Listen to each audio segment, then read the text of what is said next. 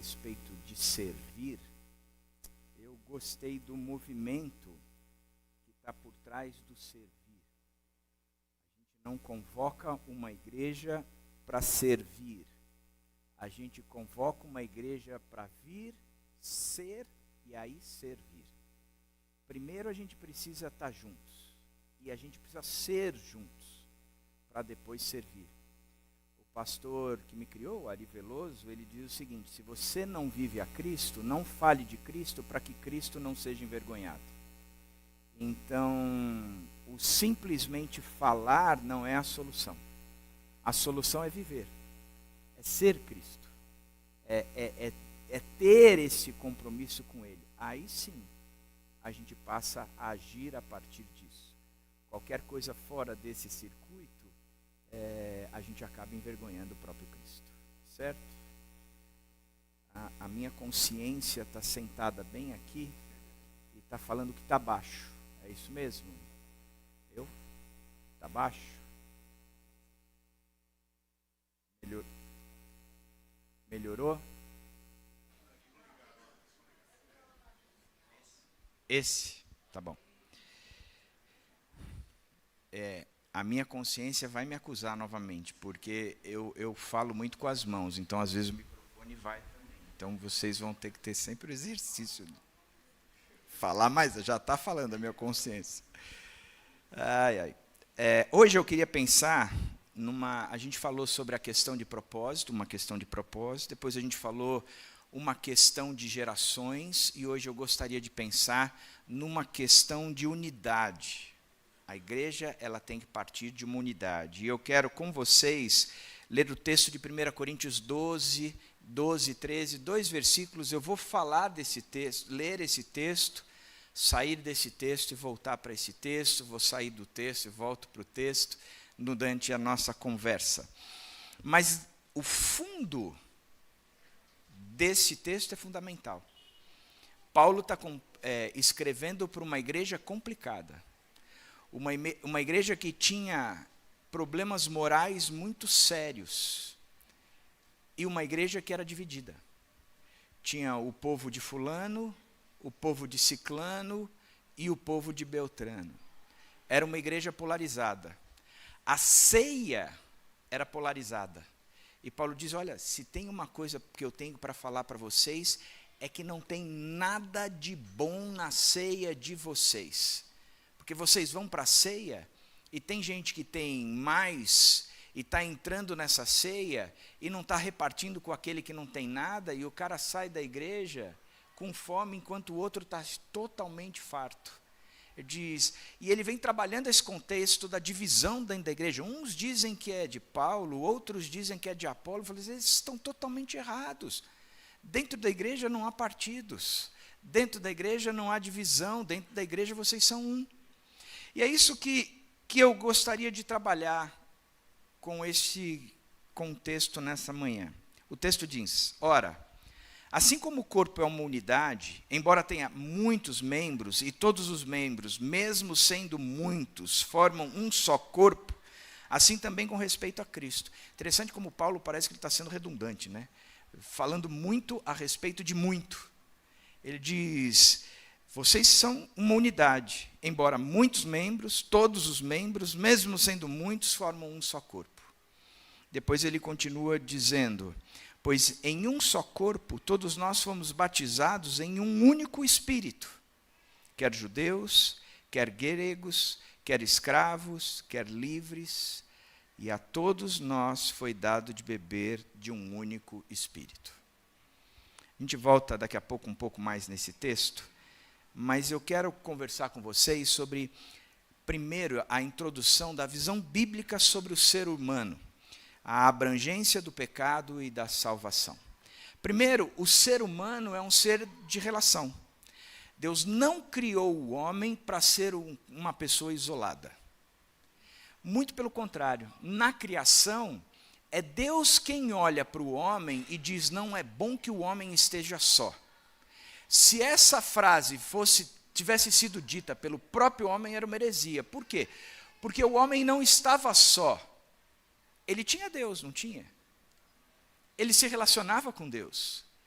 Deus o havia criado. Deus o encontrava constantemente. Ele tinha essa relação com Deus. Mas o interessante é que Deus olha para o homem e o próprio Deus diz, olha, você está sozinho. Hans Burke ele fazia uma comparação dizendo, olha, um homem sozinho mais Deus é igual a um homem sozinho. Um homem precisa ter um outro homem, e com Deus, aí ele se torna um ser humano completo. Porque um homem sozinho mais Deus continua sendo um homem sozinho. Isso não é heresia, porque isso é dito pelo próprio Deus. Se fosse eu dizendo isso, vocês poderiam me apedrejar. Ou, na verdade, o meu conselho é apedreje o André, porque foi ele que me chamou. A responsabilidade é dele, não é minha. Então, a fala é, ok, nós somos um ser relacional. E relacional, abrangendo quatro focos. O primeiro é a relação com o próprio Deus. Nós nos relacionamos com Deus. E é interessante que quando a gente tira Deus da jogada da nossa vida, isso não quer dizer que a gente não tenha uma relação com um ídolo. Um homem sempre estará relacionado com alguém que ele considera ser a razão da sua existência. Anselmo de Cantuária, 1800 e pouco, ele faz o primeiro estudo ontológico da pessoa de Deus, e ele diz, Deus tem 3 características para ele ser Deus. Deus é Deus primeiro, Deus é Deus por ser perfeito. A gente não olha em Deus algo que ele não seja perfeito, ele na sua existência, no seu ser, ele é perfeito. A segunda coisa é que Deus é eterno, ele sempre existiu, porque se Deus passasse a existir a partir de um determinado momento, aquilo que impulsionou a existência de Deus ocuparia o lugar dele. Então Deus sempre existiu. Agora, Deus é Deus porque ele é necessário. Eu preciso deste Deus. Quando nós não temos Deus como nosso Deus, a gente tira este Deus, mas o nosso coração é idólatra, coloca algo no lugar. Sempre assim. Romanos 1 é muito claro a respeito disso. A gente substitui a verdade pela mentira e a gente troca o Deus criador de todas as coisas por imagens criadas. Então é interessante ver que na relação de idolatria, a gente pode ter um monte de coisas. A nossa profissão, o sucesso, a aprovação, o casamento, os filhos e assim por diante. Eu me lembro de atender uma senhora, e ela toda vez que ia para a minha sala, ela dizia que a vida estava péssima, horrorosa, que ela estava em dívida, que ela não conseguia aquilo outro, aí falava um monte de coisas. Aí eu perguntei, tá bom, se você colocasse o dedo num problema da sua vida, que se você acreditasse que se aquele problema for resolvido, todo o restante da sua vida seria resolvido. Ela ajoelhou no chão da minha sala, com a mão para cima e gritava, dinheiro, dinheiro, se eu tiver dinheiro, toda a minha vida resolve. Interessante. O dinheiro era um ídolo. O dinheiro, para nós sabemos que ele não é perfeito, ele não é eterno, mas para muitos ele se torna necessário, fundamental, sem o qual eu não existo. Eu preciso dele para a minha existência. Então, se a gente tira Deus, a gente está criando ídolos. Porque eu vou falar para vocês, depois da quebra, o que é que o pecado gera, essa quebra da relação. Nós temos uma relação conosco mesmos. E o que é bacana, e eu já fui entrando no pecado, é que o pecado ele quebrou uma relação minha para comigo mesmo. Quando o casal lá no jardim come do fruto, e Deus que vinha todos os dias conversar com eles, diz que eles ouvem os passos de Deus no jardim, e eles veem que estão nus, eles têm medo, e ele tem medo e ele se esconde.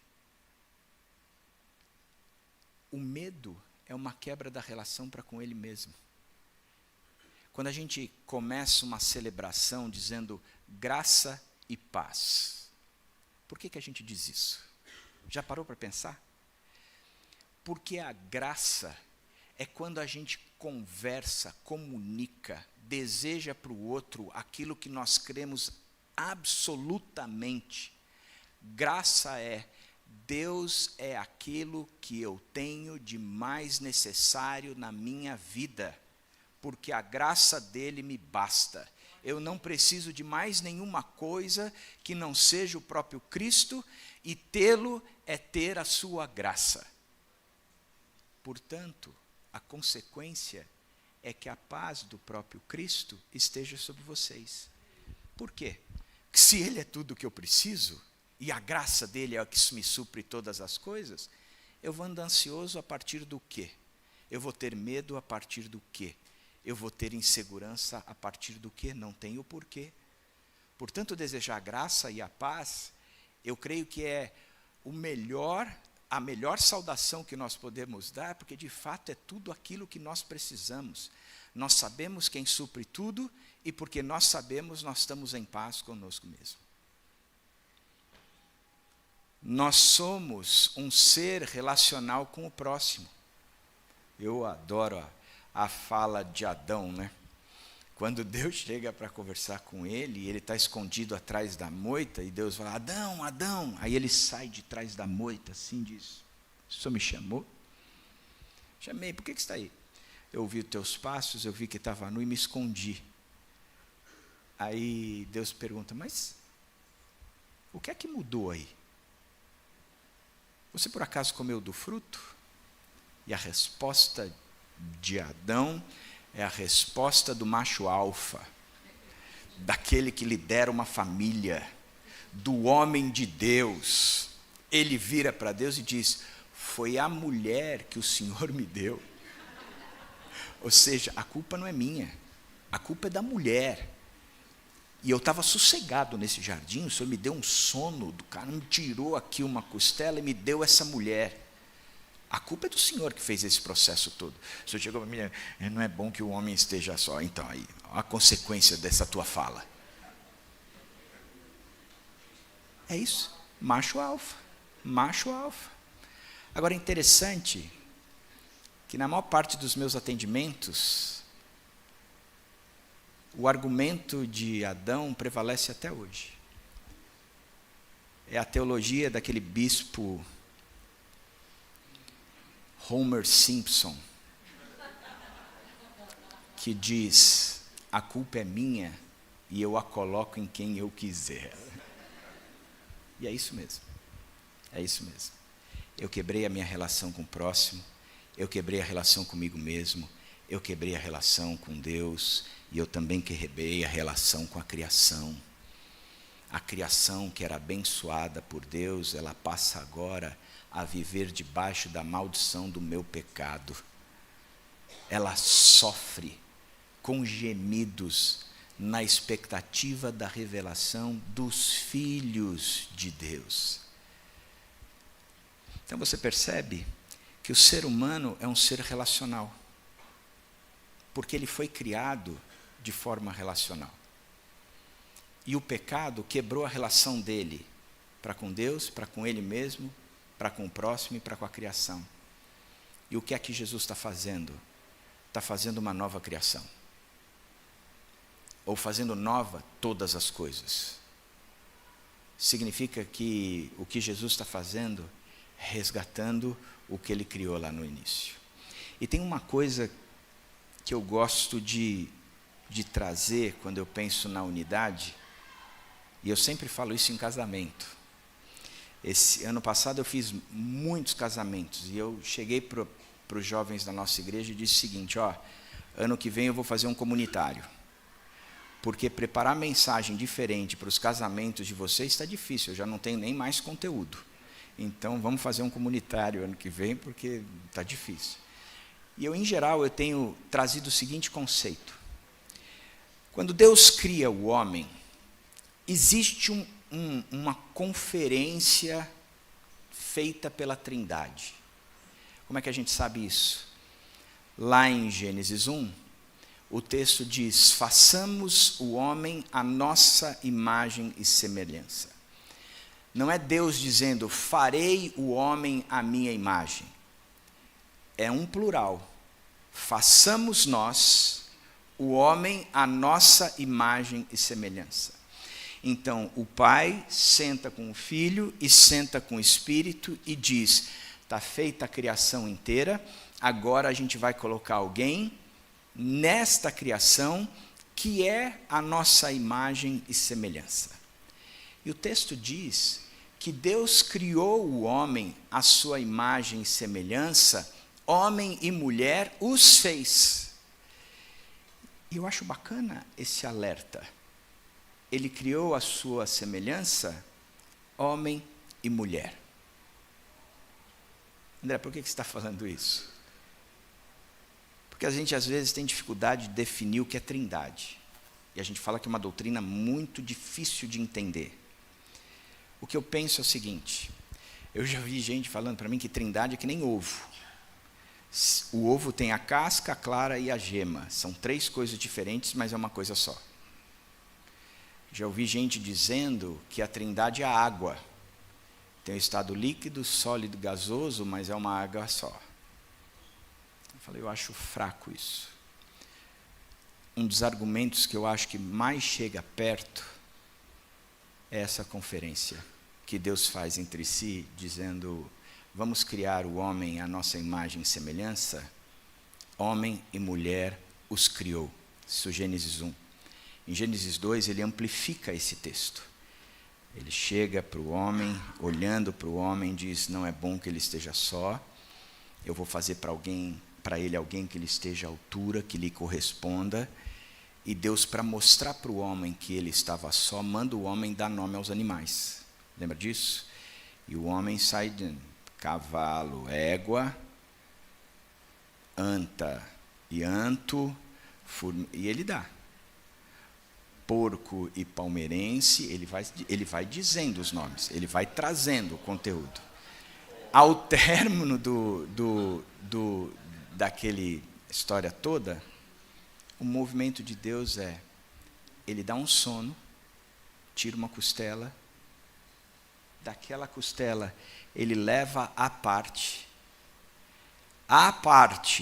ele cria um outro corpo, a partir da costela de Adão, ele traz aquele corpo para Adão e diz: agora os dois são um.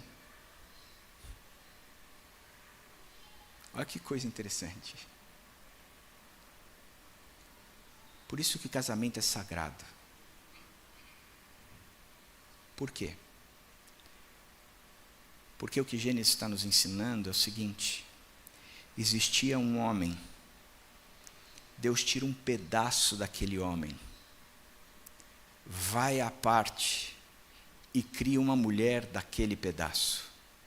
Ele traz aquela mulher e junta com aquele homem, dizendo: vocês não são 2, vocês são um. Porque vocês são a minha imagem e a minha semelhança. Aos olhos de Deus, eu posso ser uma pessoa, a Dani pode ser uma outra pessoa, mas nós somos um. E é assim que nós vamos viver. E temos que viver nessa condição. É tão interessante isso, que quando você pega os textos do Novo Testamento, quando eles falam e tratam a questão da imoralidade sexual, e a imoralidade sexual é tudo o que acontece fora desta relação do homem e da mulher criada por Deus, unidos e se tornando uma só carne, ele diz que a imoralidade sexual é um pecado contra o corpo. Que corpo? O corpo eu sempre pensava, era o corpo de Cristo. Não é. É o corpo. É o meu corpo. É o corpo da minha esposa. É aquele corpo que se tornou um aos olhos de Deus. Porque aos olhos de Deus, eu e a Dani, nós somos um, e aquilo que Deus uniu à sua imagem e semelhança, não separe o homem. Isso é tão pesado, gente, tão pesado, que quando você vai ler o texto de Efésios, por exemplo, que ele vem falando de marido e mulher, a submissão da mulher, porque o marido é o cabeça, e o marido é o cabeça, e por isso ele agora leva a mulher para perto de Cristo, santificando-a como Cristo santificou a igreja, ele traz um conceito dizendo isso é tão sagrado, que o homem não pode separar. Isso é um mistério, mas o homem não separa. A imagem e semelhança significa que Deus não se vê na criação que não seja por intermédio de um homem e de uma mulher como um corpo só. A imagem e semelhança significa que um casal de Deus reflete a Trindade nesse mundo caótico.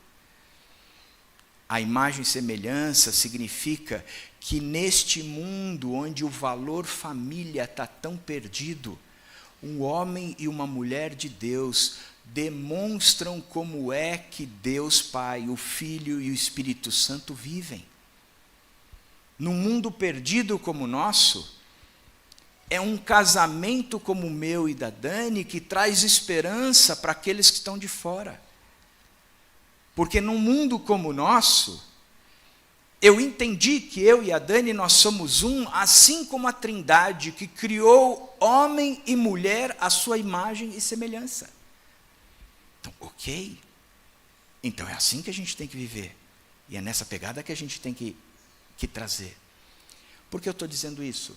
Porque agora a gente vai ver, quando Deus trabalha o conceito de Cristo e a igreja, ele vai dizer que é um corpo. Um corpo junto com a cabeça. O que significa? Que nós com Cristo somos um. Que não se separa. Que não pode ter divisão. Não pode existir nenhum tipo de imoralidade. Porque aos olhos de Deus nós somos um. Um com quem? Com o próprio Cristo. Com o próprio Cristo. Então, o texto continua dizendo, se eu pegar o texto de Efésios 1, 22 e 23, vai dizer que a igreja é o corpo de Cristo. Diz o seguinte: Deus colocou todas as coisas debaixo dos seus pés. Quantas coisas Deus colocou? Todas. Não existe nada que não esteja debaixo dos pés de Deus. Você entende isso? Você abraça isso e vive isso no seu dia a dia? Nessa certeza e nessa afirmação, e o designou a Jesus cabeça de todas as coisas para a igreja. Jesus é o cabeça de todas as coisas. De que coisas? De todas essas coisas que ele colocou debaixo dos seus pés. E são todas as coisas. Para a igreja, que é o seu corpo. A plenitude daquele que enche todas as coisas em toda e qualquer circunstância. Aonde é que existe a manifestação do corpo de Cristo? É quando a gente pega a ceia e vai colocar na boca e aquele pão se transforma. Nada. Aquilo ali é pão. É pão mesmo. Como o cálice é suco de uva ou vinho. Mas é só símbolo. O corpo mesmo é a igreja. É o que ele está dizendo. Ele é o cabeça. O corpo mesmo é a igreja. O corpo mesmo é a igreja. E esse corpo ele é uma unidade. 1 Coríntios 12, 12 diz, voltando no texto: ora, assim como o corpo é uma unidade, embora tenha muitos membros, e todos os membros, mesmo sendo muitos, formam um só corpo, assim também com respeito a Cristo. Nós somos uma unidade. O que significa uma unidade? Um.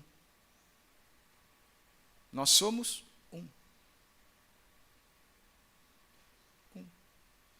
Existem muita gente, de várias formas, vários jeitos, vários temperamentos, várias pegadas, várias vocações. Existem os mais santos, corintianos. Existem aqueles que não fazem parte do corpo, que precisam se converter, senão pulam do precipício, os porcos. É bíblico. Só estou falando o que a Bíblia ensina. É interessante. Interessante isso. É uma coisa que ele está dizendo é que é uma unidade. É uma unidade só. É uma unidade só. Aí a gente vai para os nossos pequenos grupos. A representação da unidade só. Tem gente que chega lá no pequeno grupo e diz: isso aqui é o céu. Deu 6 meses, não suporto a cara do anfitrião. Eu vou para outro pequeno grupo. E aí o cara pula, né? Qual é a tua vocação? Pular. Eu pulo de grupo em grupo. Eu vou, até que eu passei por todos, essa igreja não presta. É uma igreja que não é acolhedora. Aí o que ele faz? Pula para outra igreja. Lá para frente, volta para essa. Aí depois vai para outra. Por quê? Porque não entendeu ainda que nós somos um. E entre nós não pode ter divisão. Não pode. Nós somos um. Um. E por que nós somos um? Coríntios 12, 13, ele continua dizendo: pois em um só corpo todos nós fomos batizados em um único Espírito, quer judeus, quer gregos, quer escravos, quer livres. E a todos nós foi dado de beber de um único Espírito. O Espírito que é santo, a igreja que é sagrada. Tudo aquilo que é sagrado, a gente não pode dividir. Um casamento não pode dividir. A vida não pode ser tirada. A Bíblia, que é sagrada, você não pode tirar um tio, um i e nada dela. A igreja não tem o direito de dividi-la. Porque a igreja é um. É um corpo só. É uma unidade só. Eu tenho tido muito trabalho com a polarização política. A nossa igreja não se posicionou como nunca se posicionou. Eu já estive pregando na nossa igreja com 2 candidatos a prefeito sentados na igreja. Nós nunca falamos em prol de um ou em prol de outro.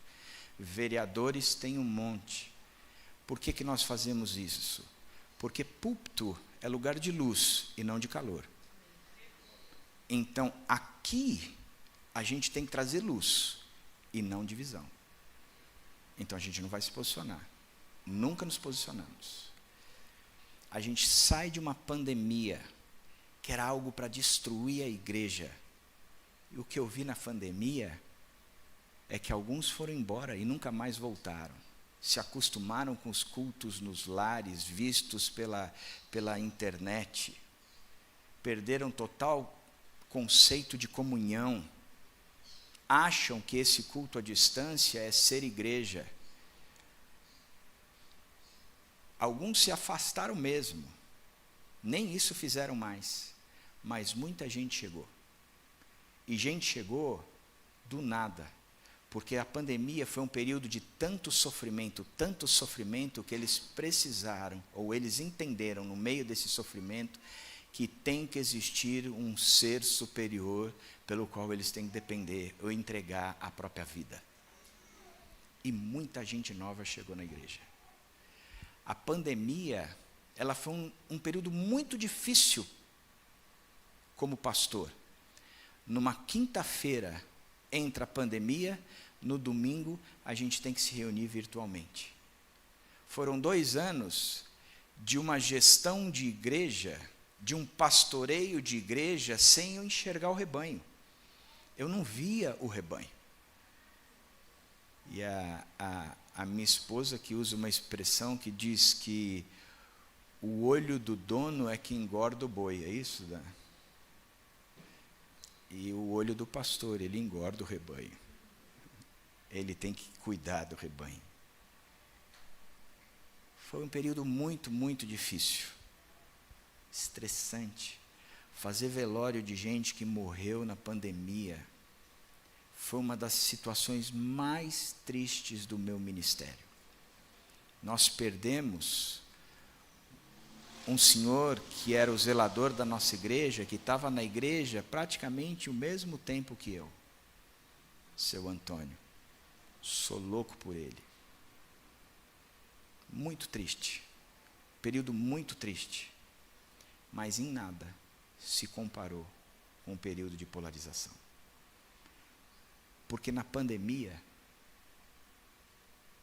o que a gente viu foi o pessoal se unindo. Era gente fabricando máscara para suprir a necessidade do outro. Eram as fisioterapeutas da nossa igreja que perderam toda a clientela da noite para o dia, já não tinham mais entrada. A igreja se unindo, formando um fundo social para bancar a ausência de salário daqueles que estavam sofrendo pela pandemia. E você viu aquela movimentação gigante. A polarização não. A polarização foi terrível. A ideologia política assumiu o lugar de Deus. E muita gente foi embora da igreja por causa da ideologia. E o que eu ficava pensando é, a igreja é a despeito da ideologia, porque ideologia política é uma solução desenvolvida pelo ser humano para pôr ordem à sociedade, torná-la frutífera para que a vida seja digna. Tanto de esquerda como de direita. A prática foi outra coisa. Mas isso só acontece no Evangelho. O caos quem organiza continua sendo Jesus Cristo. A vida só vem a partir de Jesus Cristo. Então eu não consigo levantar uma bandeira ou de um lado ou de outro, porque continua sendo ideologia. O que é que eu consigo levantar? A teologia, a doutrina de Deus, que diz, antes de qualquer coisa, que uma igreja não se divide por nada. Se você for ver a composição da igreja primitiva, quando Paulo e Barnabé são convocados por aqueles homens e enviados, você vai pegar gente de partidos políticos distintos, inimigos politicamente falando, mas batizados no mesmo Espírito, portanto, tinham a mesma unidade. E a preocupação maior era que o Evangelho alcançasse a maior distância possível na face da terra, a partir de Jerusalém. Separa Paulo e Barnabé, manda eles atravessarem aqui, que eles saiam rumo a Samaria e até os confins da terra. Que Paulo aprenda a ser o apóstolo dos gentios, aquele que vai pegar todo o evangelho que ele aprendeu do próprio Cristo e que ele também viu em nós. E este evangelho, ele vai traduzir para aqueles que não são da nossa cultura. E ele vai ensinar quem é Cristo, tornando aqueles nossos irmãos um conosco. Porque quer gregos, quer judeus, quer escravos, quer livres, todos nós fomos batizados no mesmo Espírito, que é o Espírito Santo de Deus, que nos une e nunca nos separa. Nos une e nunca, mas nunca nos separa.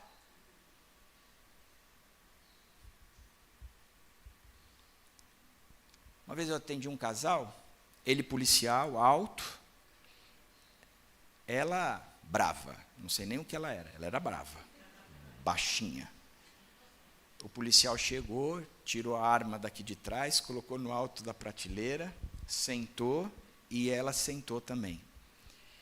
Os dois brigaram, mas o policial ficava calado. A mulher era arretada, mas brava. E brigava.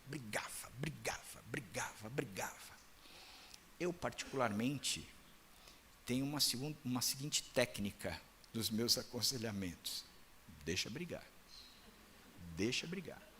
E às vezes até fomenta um pouco. Eu não acredito o que você disse. Ó. Porque o meu forte como pastor é ser pacificador. Eu promovo a paz entre os casais. Brincadeira. Mas eu deixo. Assim que termina, eu abro com eles Gálatas 5. As obras da carne são manifestas e conhecidas por vocês: ira, divisões, facções, fora a imoralidade, a idolatria, elas são conhecidas. O fruto do Espírito, amor, paz, alegria, bondade, benignidade, fidelidade, mansidão e domínio próprio. Contra essas coisas não há lei. Em outras palavras, pode tomar vontade que não tem contraindicação. Casal, diga com sinceridade, na vida de vocês, aquilo que vocês me mostraram agora, o que é que vocês estão vendo? As obras da carne ou o fruto do Espírito? Está faltando o fruto do Espírito. Pois é, o casamento de vocês só vai melhorar com o que o texto continua dizendo, enquanto vocês não crucificarem com Cristo as suas paixões e desejos. Nunca o casamento de vocês vai experimentar o que o Espírito produz e dessa forma vocês serem um. Nunca. E aqui aos casais, se vocês estão vendo mais fruto, obra da carne, do que o fruto do Espírito, o que está faltando na vida de vocês é o Espírito Santo de Deus. Nós precisamos de terapia de casal. Ok, é uma coisa boa, pode ajudar. Se vocês estão precisando, eu posso indicar inclusive a minha esposa. Faltam 2 clientes para eu me aposentar. Eu vou viver da minha esposa. Eu acho importante, mas não vai ajudar. Não vai resolver. Vai ajudar, mas não vai resolver.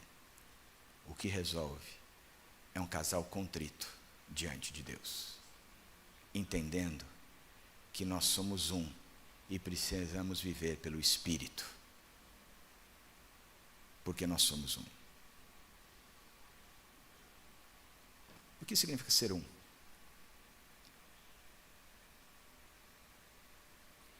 Quando Paulo escreve aos Efésios, ele começa dizendo o seguinte: não vos embriagueis com vinho, no qual há dissolução, mas,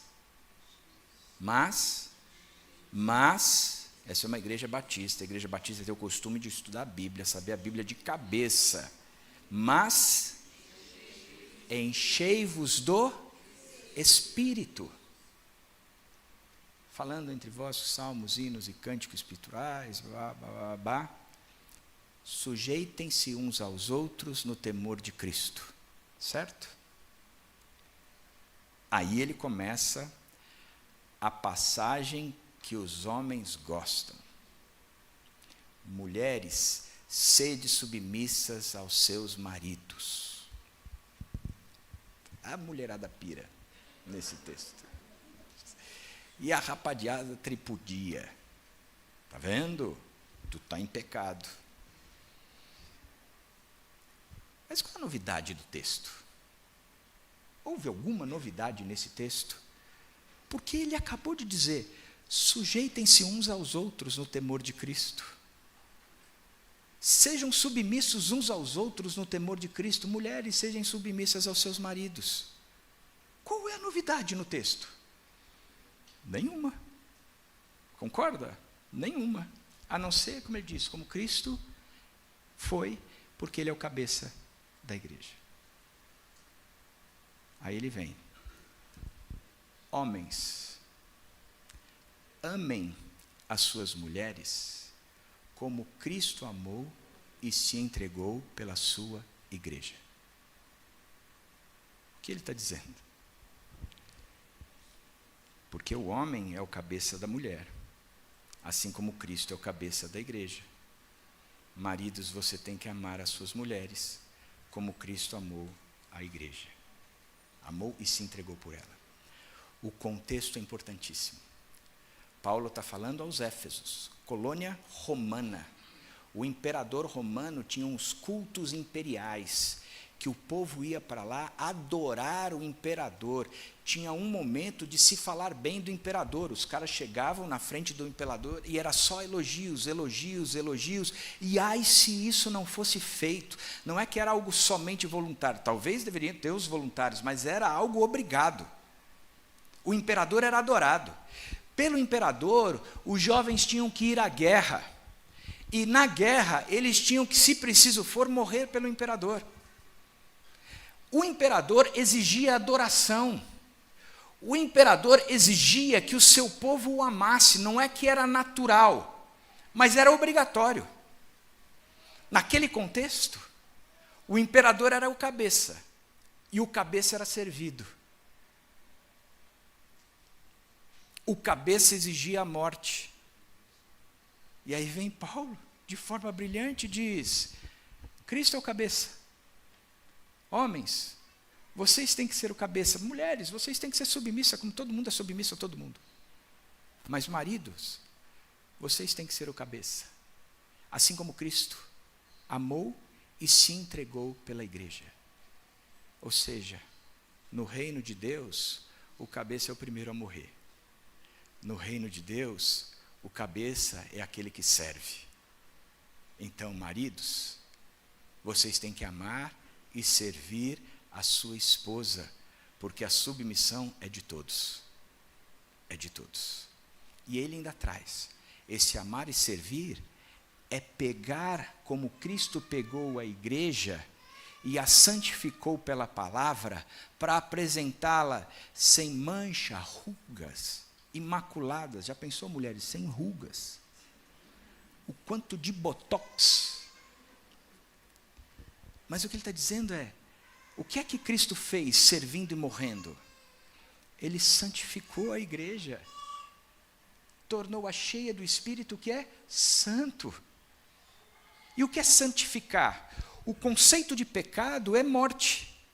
Pecado é tudo aquilo que promove morte. Tiago diz, o mau desejo gera o pecado, e o pecado, por sua vez, a morte.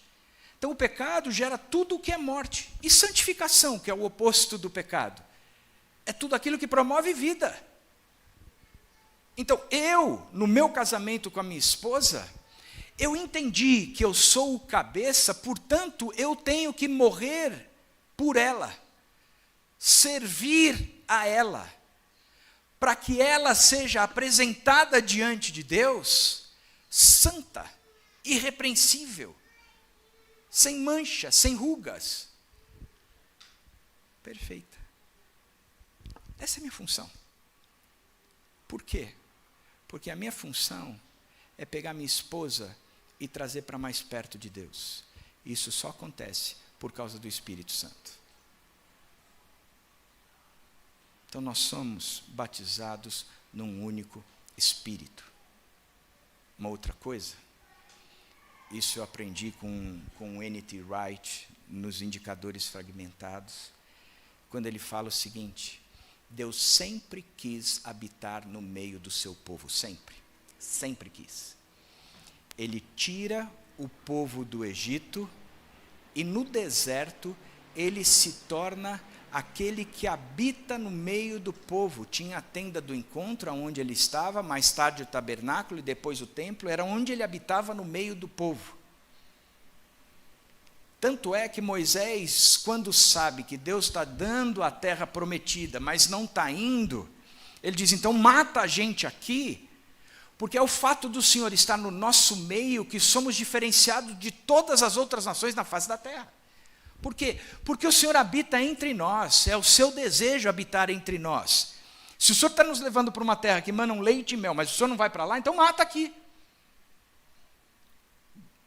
E a segunda coisa é que Deus está dizendo, eu quero habitar no meio de vocês, mas para a gente entrar na terra prometida, só entram aqueles que cumprem a lei. Por quê? Por que precisa cumprir a lei? Porque Deus, ele precisa ser o pai, né? E pai é aquele que dá ordem o tempo todo para os filhos. Vai arrumar sua cama. Não, isso é mãe. Pai é pai, né? Está ali no meio da família. E é o que sempre dá ordem. Obedece a sua mãe. Vai fazer o que ela mandou. O que ela mandou, não sei, mas você sabe, vai fazer. A frase pior do filho. Pai, a mãe não deixou que eu faça tal coisa. Se você falar que eu posso falar para ela. Não, filho. Não, filho. Não, filho. Eu até concordo com você, mas se você for falar para ela, eu vou morrer. acabou a minha vida, eu desço a sepultura. Por favor, ainda para a gente ter um tempo bacana, obedeça. Porque o nosso humor depende da nossa mãe. Ou da sua mãe, né? Para entrar lá, você tem que ter esse padrão. Que padrão é esse? É Jesus Cristo. É o padrão do próprio Cristo. Porque foi nele que a lei foi cumprida por inteiro. Então, em outras palavras, Deus quer habitar no meio do seu povo, e o seu povo reflete a imagem do Filho. É pelo Filho que se entra no lugar de habitação de Deus. É pelo Filho, a imagem do Filho, que a gente consegue viver nessa terra prometida, aonde Deus habita. No Novo Testamento, a gente vê Deus fazendo a mesma coisa.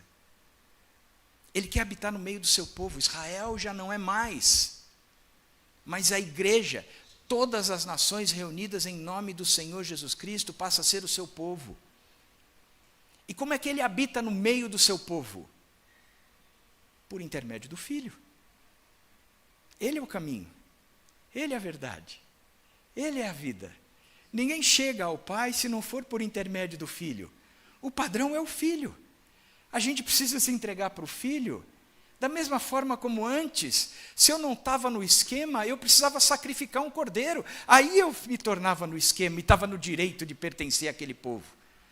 Aqui, Cristo é o sacrifício final. Eu chego em Deus por causa dele.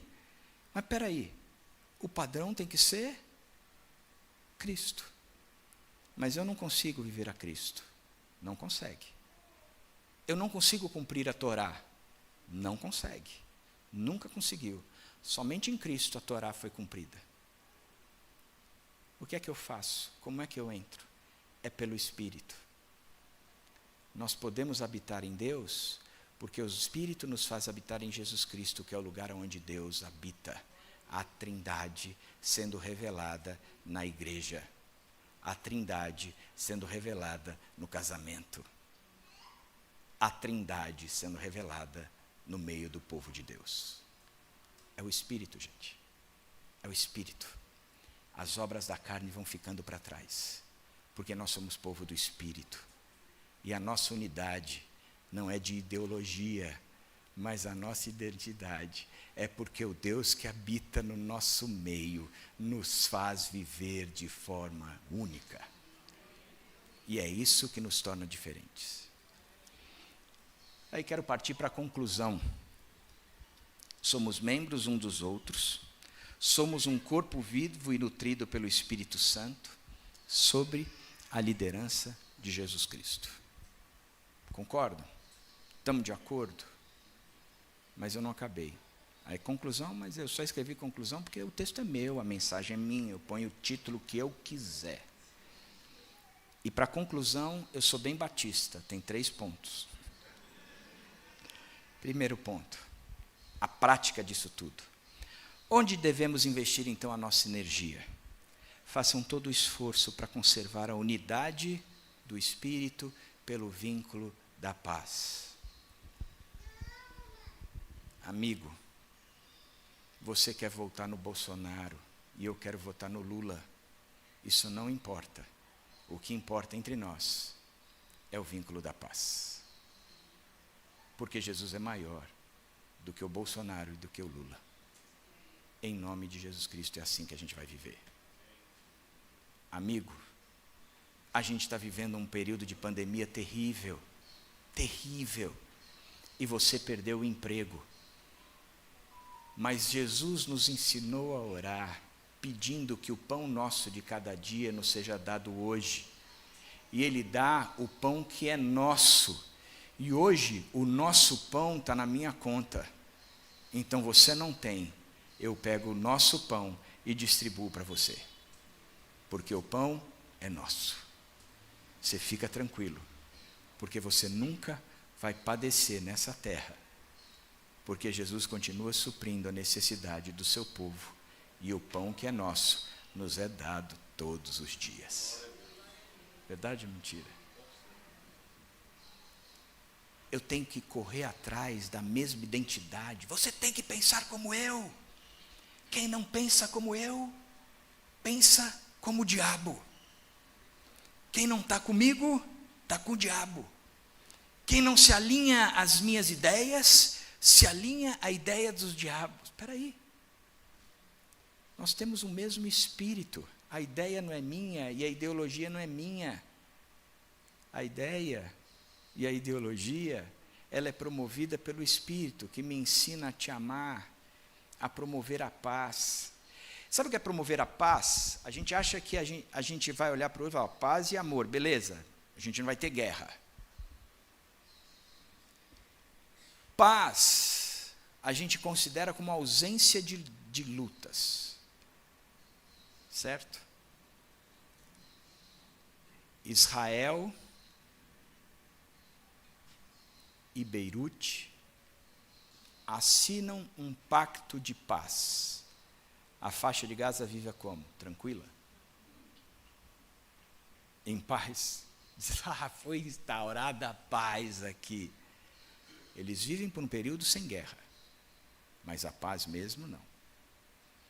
Porque a principal tradução para a palavra shalom é harmonia. Não é que eu não vou brigar com você. Não. Ok, eu penso diferente de você, mas eu vou caminhar com você em paz. Eu não vou me separar de você, porque a gente tem um vínculo. E esse vínculo é da paz. E é pela paz, na paz, com a paz, porque existe o Deus da paz que está entre nós. Então nós devemos investir nossa força na paz. Façam todo o esforço. Façam todo o esforço. O meu sonho é correr a meia maratona de Nova York. Você corre a meia maratona de Nova York, você ganha a medalha, no dia seguinte você é herói da cidade. Você entra em restaurantes com aquela medalha, ou você tem um desconto absurdo, ou você nem paga.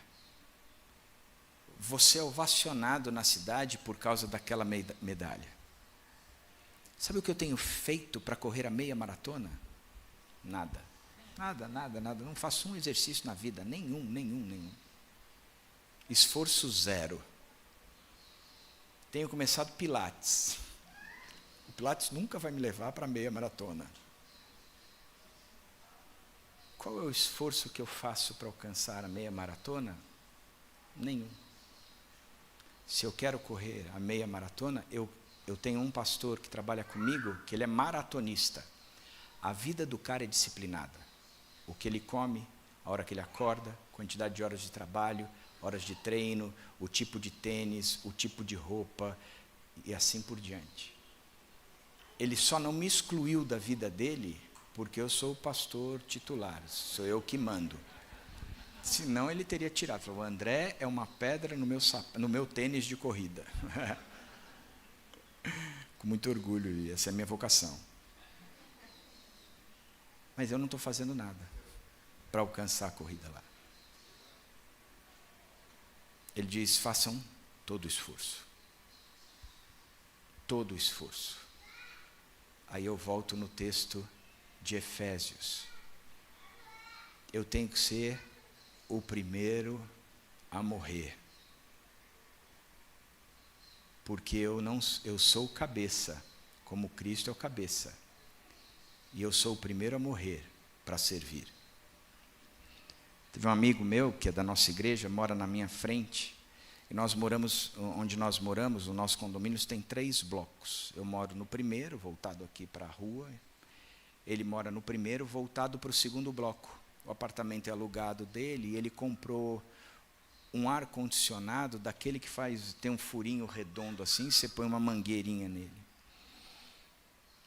E começaram a conversar no grupo do condomínio, que aquilo parecia um avião, que o pessoal do outro bloco não conseguia dormir, porque aquele barulho saía, e fez meio que uma caixa acústica ali entre os dois, e aí começaram a tirar barato, faziam uma foto de todo mundo acordado e tinha uma janela que era um avião. Literalmente, eles botaram um avião assim, avacalhando.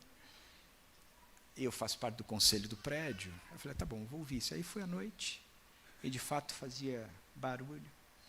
Aí eu procurei o rapaz e falei assim, cara, deixa eu falar uma coisa. Estão reclamando do barulho, e eu fui checar.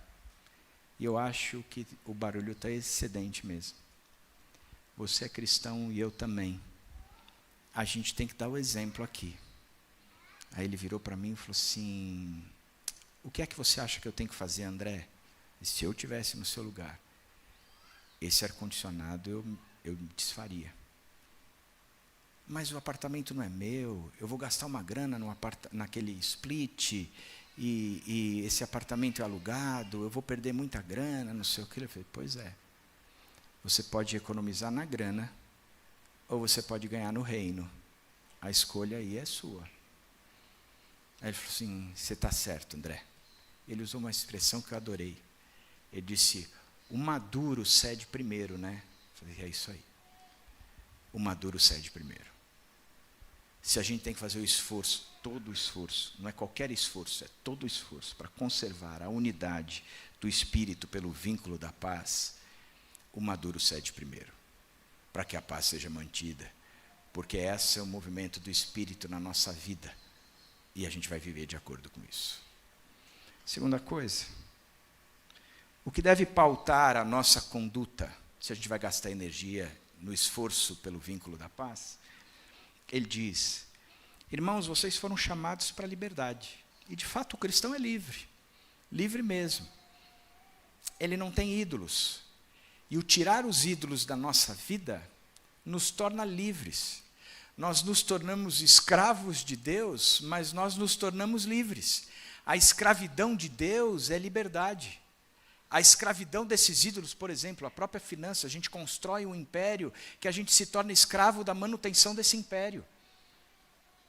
Isso é escravidão dos dias atuais. Uma escravidão por causa de ídolos. Aí você chega aqui e diz, vocês foram chamados para a liberdade. Verdade. Mas não usem a liberdade para dar ocasião à vontade da carne. Que esse velho homem, a natureza humana de vocês, não se aproprie da liberdade que Deus deu para vocês na salvação. Ao contrário, cedam primeiro, sirvam uns aos outros mediante o amor. Toda lei se resume num só mandamento: ame o seu próximo como a si mesmo. Presta atenção, gente. Olha que coisa legal. Vocês só vão entrar na minha terra e fazer de verdade, parte do meu povo, se vocês cumprirem a lei. E a lei, ela aponta para o meu Filho, Jesus Cristo. Esse é o padrão. Esse é o padrão.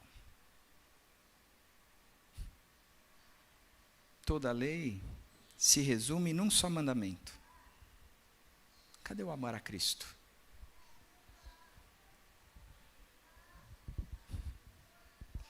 Porque a gente ama a Cristo.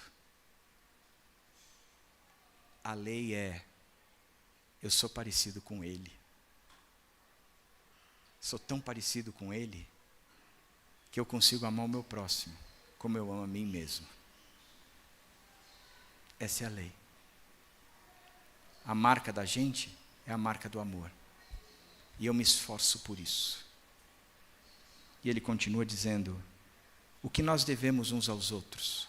Se a lei aponta a necessidade de viver a Cristo, isso me torna devedor.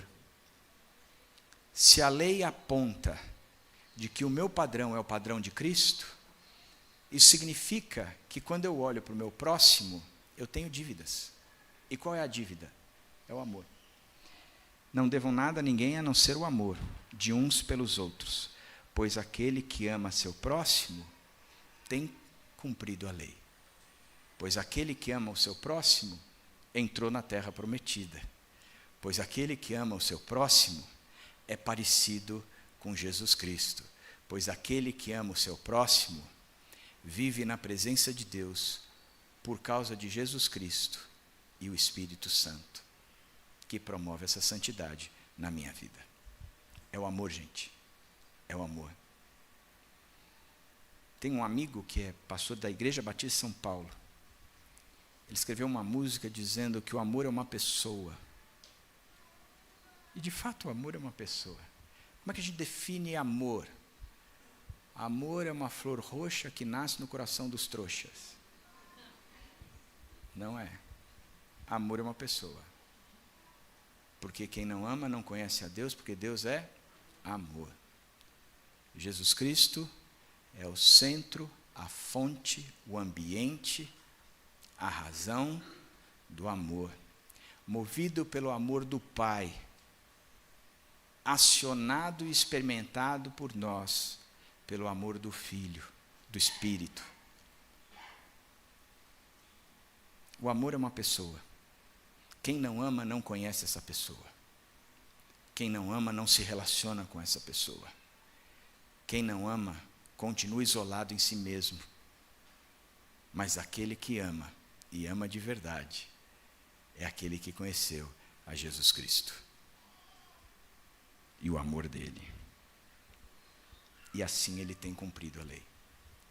Se a gente quer falar de servir, primeiro a gente tem que falar de ser, para depois falar de servir. Se a gente não viver esse padrão, esse parâmetro, o nosso servir vai barrar em alguma coisa carnal. Mas se a gente vive esse padrão, o nosso servir é sobrenatural. Perdoa multidões de pecados. Ele caminha em prol da unidade, do vínculo, da paz. Porque eu com você, juntos, nós mostramos para esse mundo o que é a Trindade, o Pai, o Filho e o Espírito. Porque eles só podem ver o Pai, o Filho e o Espírito se for através da nossa unidade e do amor que parte da Trindade. Que Deus abençoe essa igreja ricamente com a graça e com a paz. E que vocês experimentem o amor de Deus Pai na sua essência, nos relacionamentos de vocês. E que esta igreja seja conhecida pelo amor que vocês têm um pelos outros, em nome do Senhor Jesus Cristo. Posso orar por vocês?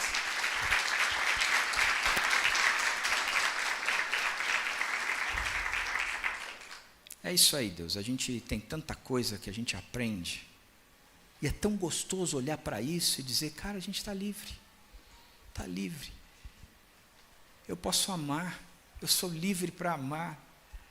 Aquela natureza humana que era centrada em mim mesmo, que me fez o próprio Deus, que brocou ídolos de acordo com as minhas próprias necessidades, ambições, desejos, que as minhas paixões e os meus desejos foram crucificados na cruz.